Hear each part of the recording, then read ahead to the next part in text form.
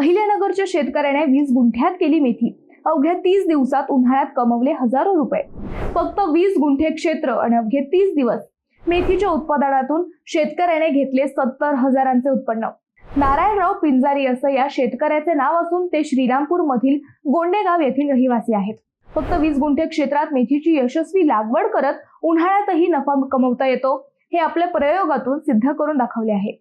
उन्हाळ्यात पाण्याचे सुयोग्य नियोजन आणि सेंद्रिय पद्धतीचा अवलंबन करून त्यांनी तब्बल 60,000 रुपयांचा निव्वळ नफा मिळवला आहे. पिंजारी यांनी 10 गुंठे क्षेत्रात 2 टप्प्यांमध्ये मेथी बियाणे लागवड केली. पहिल्या टप्प्यात 10 गुंठ्यात 30 किलो बियाणांची पेरणी करण्यात आली. यात सुमारे 2,000 नग जुड्या मिळाल्या. त्यास 2,000 रुपये शेकडा भाव मिळाला. 10 गुंठे क्षेत्रातून 40,000 रुपयांचे उत्पन्न मिळाले. यातून खर्च वजा जाऊन 30,000 रुपये नफा शिल्लक राहिला. सध्या दुसऱ्या टप्प्यातील 10 गुंठ्यांमधील मेथी काढण्याची सुरुवात केली असून सुमारे 1800 ते 2,000 जुड्यांचे उत्पन्न अपेक्षित आहे.